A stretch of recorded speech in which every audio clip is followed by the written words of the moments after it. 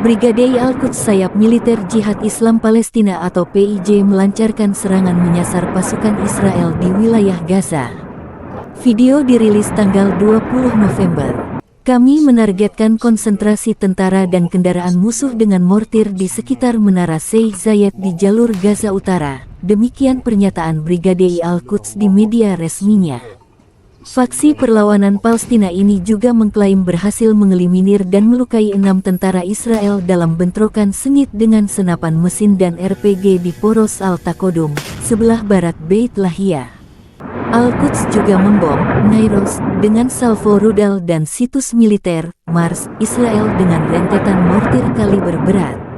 Faksi ini juga merilis peluncuran rudal Badr 3 menyasar wilayah yang dicaplok Israel.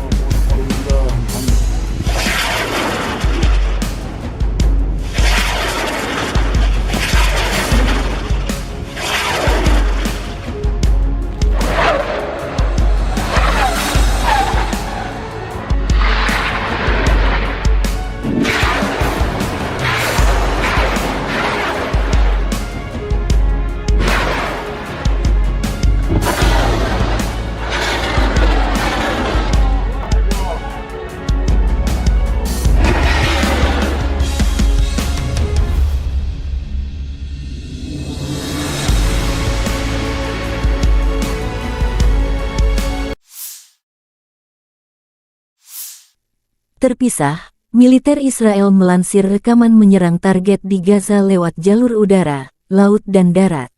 Operasi darat di jalur Gaza terus berlanjut. IDF dan ISA mengklaim menetralkan 3 komandan kompi tambahan organisasi Hamas. Pasukan IDF terus beroperasi di jalur Gaza, mengarahkan pesawat untuk menyerang teroris, infrastruktur teroris, dan menemukan lokasi senjata dan peralatan militer. Jet tempur IDF yang diarahkan oleh intelijen IDF dan ISA, menewaskan 3 komandan kompi Hamas lainnya, demikian keterangan resmi IDF. Perang Israel melawan Hamas memasuki hari 44 tanggal 20 November tahun 2023. Belum ada tanda gencatan senjata.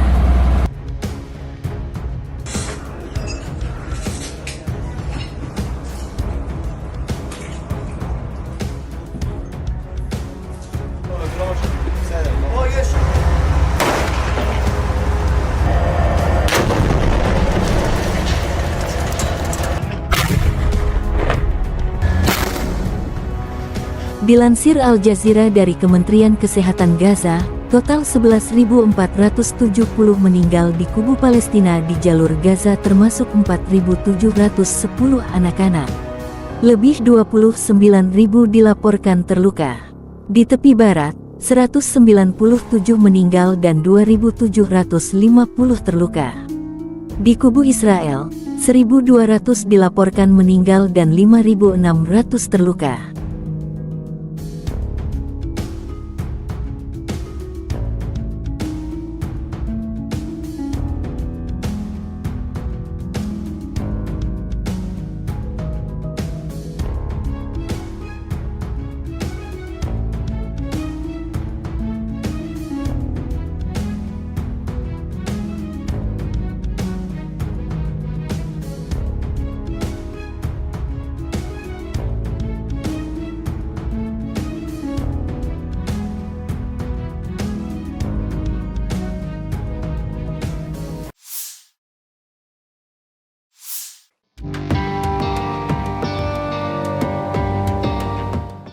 Perang antara Israel dan Hamas semakin banyak menimbulkan korban jiwa di jalur Gaza.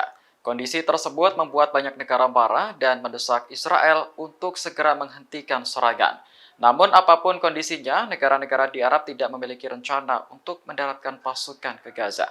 Hal tersebut disampaikan Menteri Luar Negeri Yordania, Aiman Safadi, dalam konferensi pers di Bahrain Sabtu kemarin.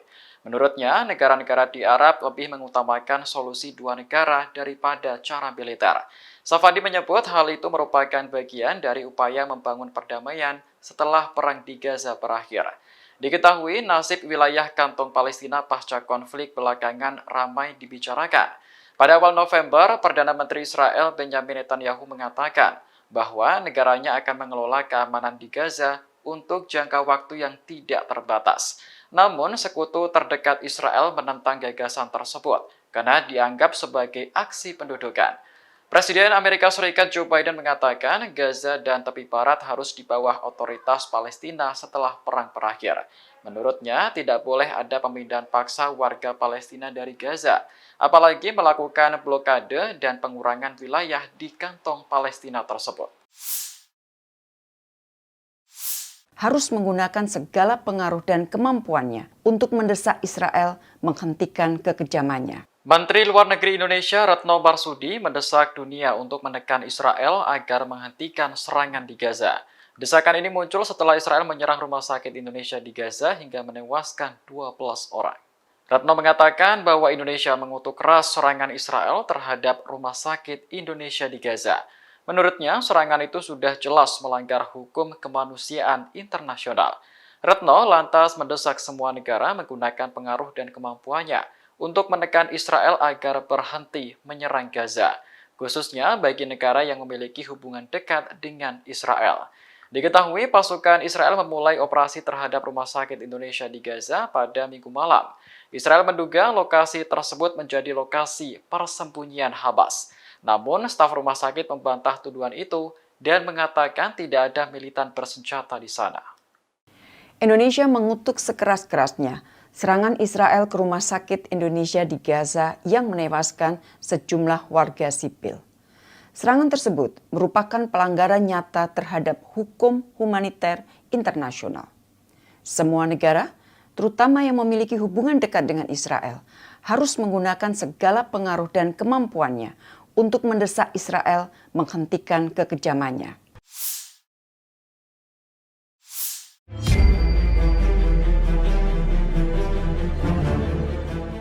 Pembajakan sebuah kapal di Laut Merah yang dilakukan militan Houthi Yaman berbuntut panjang. Sejumlah negara seperti Jepang bahkan ikut mendesak Houthi agar segera membebaskan kapal yang diduga milik pengusaha Israel tersebut. Menteri Luar Negeri Jepang, Yoko Kamikawa mengatakan pihaknya langsung berkomunikasi dengan Israel setelah terjadi pembajakan kapal. Jepang bahkan mendekati militan Houthi secara langsung dan mendesak kapal segera dibebaskan. Keterlibatan Jepang dalam pembebasan kapal bernama Galaxy Leader ini menimbulkan tanda tanya. Menurut militer Israel, kapal tersebut dimiliki oleh sebuah perusahaan dari Inggris dan dioperasikan oleh perusahaan Jepang Nippon Yusen. Oleh karena itu, Tokyo ikut serta dalam upaya pembebasan kapal. Selain mendekati Houthi secara langsung, Jepang juga mendesak Arab Saudi, Oman, Iran, dan negara terkait lainnya untuk bertindak lebih banyak. Sebelumnya, pada Minggu 19 November, Houthi Yaman mengklaim berhasil menyita sebuah kapal milik pengusaha Israel di Laut Merah. Kapal tersebut berisi 25 orang, namun bukan warga negara Israel. Menurut perusahaan keamanan maritim Ambre, pemilik kapal terdaftar sebagai Raycar Carriers. Perusahaan induknya dimiliki oleh Abraham Rami Ungar, seorang pengusaha Israel.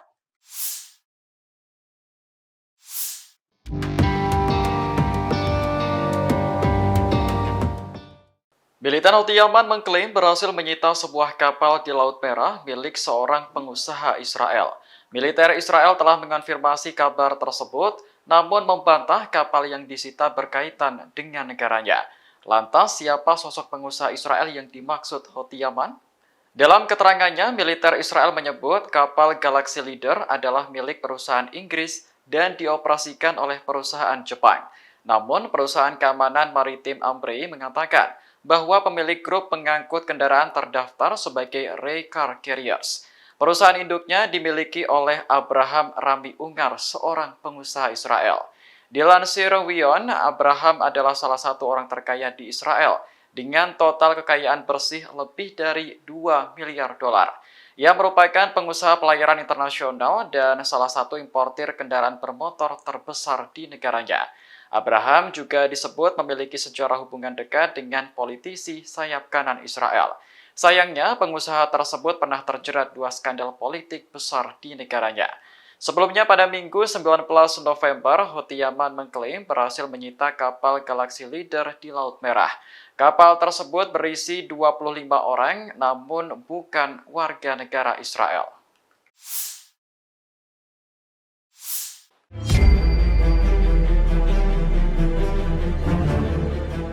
Serangan Israel terhadap Gaza masih berlanjut dan terus menelan korban jiwa. Kondisi tersebut diprediksi akan mengundang bergabungnya front baru dalam pertempuran. Peringatan itu disampaikan mantan Komandan Korps Garda Revolusi Islam Iran, Mohsen Razai. Menurutnya, Hamas tidak akan perang sendirian melawan pasukan Israel di Gaza. Mohsen menyebut akan lebih banyak front baru yang bergabung dengan Hamas dalam beberapa hari mendatang. Front yang dimaksud berasal dari tepi barat dan luar Palestina, seperti militan di Lebanon, Irak, dan juga Yaman. Mohsen menambahkan pasukan Israel yang menyusup ke Gaza menghadapi perlawanan tersembunyi. Menurutnya, semakin banyak mereka menyusup, maka akan semakin terjebak dan terperosok ke jurang kekalahan. Mohsen mencatat perang di Gaza akan menentukan nasib Israel dan poros perlawanan yang akan memainkan peran lebih besar di masa mendatang. Namun, juru bicara Kementerian Luar Negeri Iran, Nasir Kanani, mengklaim bahwa kelompok perlawanan di kawasan tidak menerima perintah dari Iran. Menurutnya, mereka akan terjun ke dalam pertempuran mewakili negara masing-masing.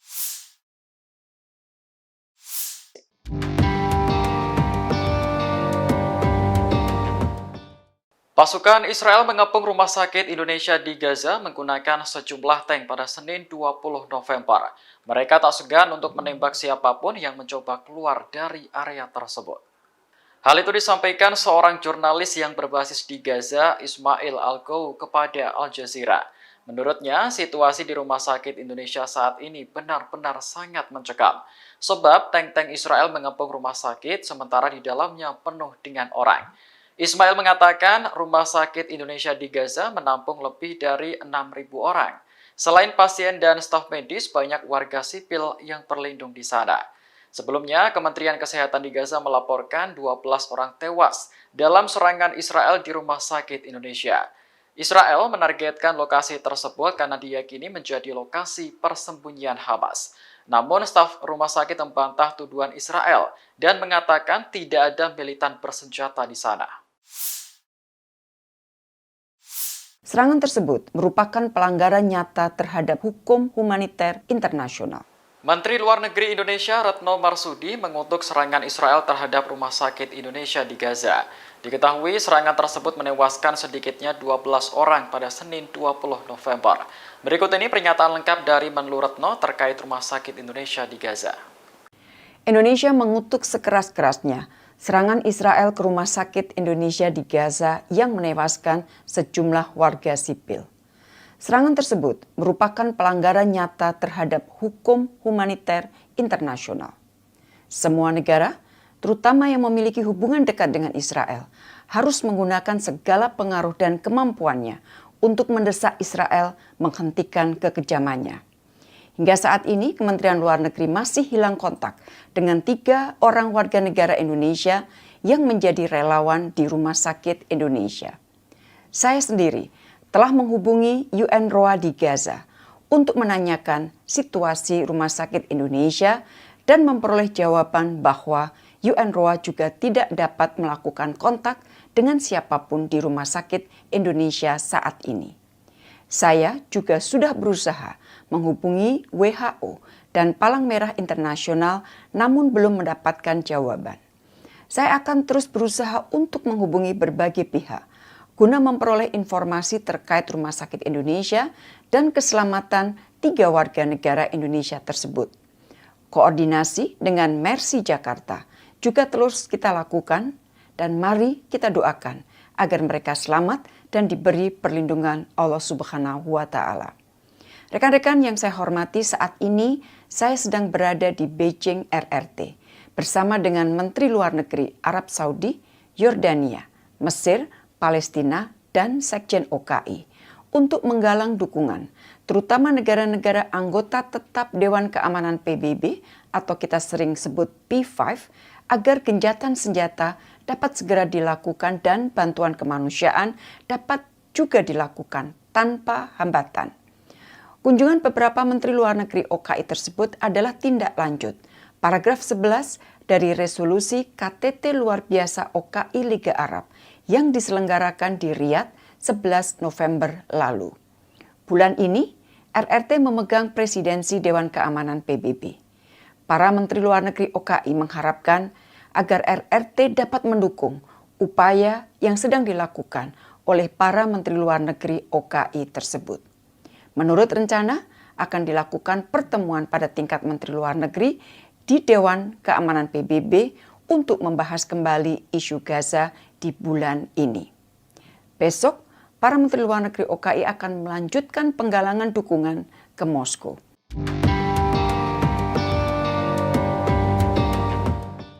Pemimpin tertinggi Iran, Ali Khamenei, mendesak negara-negara Muslim untuk memutus hubungan diplomatik dengan Israel.